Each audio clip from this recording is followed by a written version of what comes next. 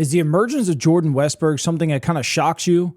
Was the writing on the wall for this to finally break out? Let's take a deep look into it.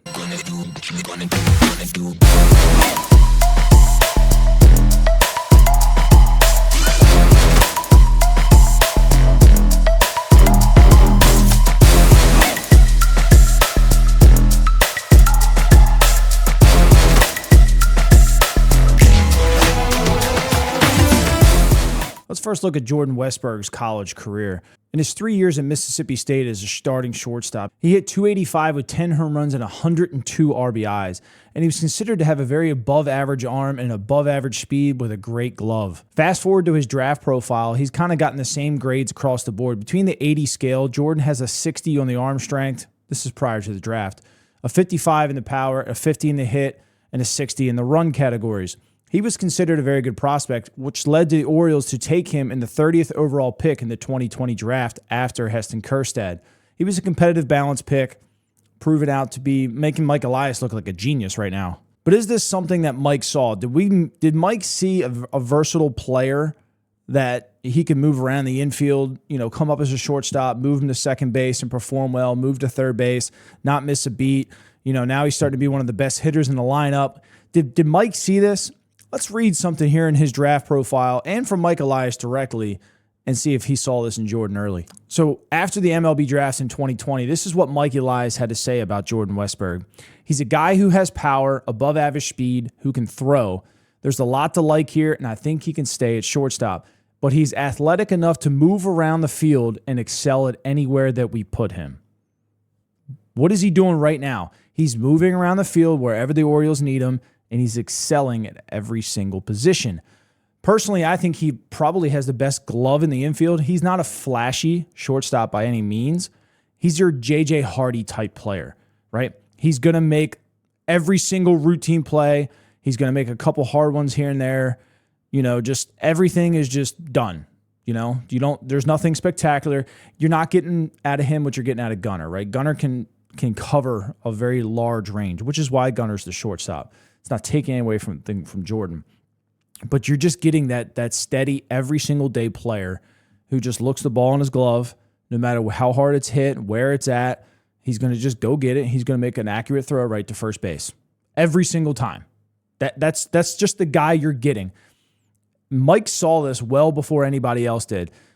Jordan had the same glove, the same arm in college. He was a gritty player. He played in the SEC. He was one of the best shortstops in the SEC. And for those of you who don't know, SEC is equivalent to already above high A ball. So you're already playing almost double A type players in college for 3 years. Then you get drafted, and then you kind of start over again. A lot of people, when you look around the draft, the SEC produces a lot of top-level prospects. It just always does. It's no different than football. The SEC in baseball produces top-level prospects, so you're already playing major league prospects while you're in college. So you're just getting groomed, right? So when you go in the SEC and you perform like Jordan did as a .285 career hitter, you're ready to roll. But let's start to look at what he's doing now in the minor leagues. So in 317 games in the minor leagues, Jordan hit .278 with 60 home runs. The power has really come on late. Jordan's now 25 years old. He wasn't doing this at 21 and 22, right? He was hitting home runs here and there. Once he hit that AA and AAA, the home runs really started to skyrocket. He really started to find the barrel every single swing, and he's a grinded out kind of a bat guy. Again, I'm going to go back to that J.J. Hardy type guy. There's nothing flashy about him, but he's got power, and he's going to hang in there every at-bat. He's going to grind the at-bat, and he's going to find the base hit when you need it. Everything about Westburg screams J.J. Hardy in Baltimore land. It's probably the best guy that we can compare him to right now. If he starts to hit a little bit higher in the average-wise, I might even start seeing Melvin Mora. Just that guy, he's not a tough out. Doesn't matter if he starts off 0-2 or not, he is not a tough out. But let's really dive into it. So 160 walks. The Ks were 338 through his minor league career. So 160 to 338. That equivalent, not the greatest, right? But now let's fast forward even to the major leagues, right? He hasn't even played a full 162-game season across 2 seasons yet. He's got 104 career major league games. And right now he's a .276 hitter with 9 home runs and 50 RBIs. Now the walk-to-strikeout ratio is a lot better. We are 23 to 85. So not as bad as 160 to 338. I feel like those at-bats are getting better and the walks are climbing. Last year, we didn't see a whole lot of power out of Jordan, but you still saw the good at-bats. You know, he's already got, 6 home runs this year? So he's already doubled what he hit last year in his rookie season. But now we're starting to see Jordan come up clutch. You know, he's got 2 walk-offs himself already. He never looks rattled. Ever. Again, he still hasn't even played a full 162. So 162, he's looking at, project-wise, he's looking at a 290 average with 25 home runs and 79 RBIs with 45 walks to 110 strikeouts. I'm going to say that's pretty damn good for your first 162 games. I don't know about you guys, but Jordan is quietly jumping himself into that Adley and Gunnar conversation with the standouts on the team. I'm ready to put him right neck and neck with Santander right now. Santander, obviously being a veteran, has hit a lot more, clutch hits a la yesterday before, Westburg had a chance to walk it off. But you're seeing everything coming together quickly from what Mike has done through his drafts.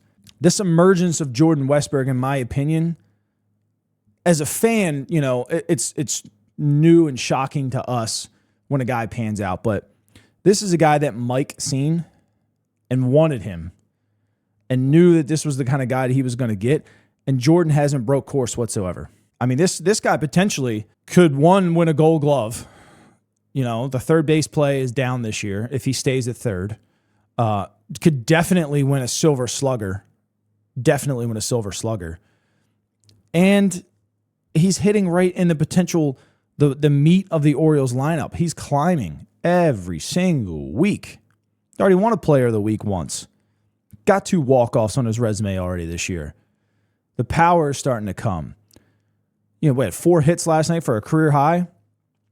You're looking at a guy that's starting to figure out this major league pitching. We always say 100 at-bats, right? We saw a little bit with it last year. He's got 344 career at-bats right now. But this year alone, how many he's got this year?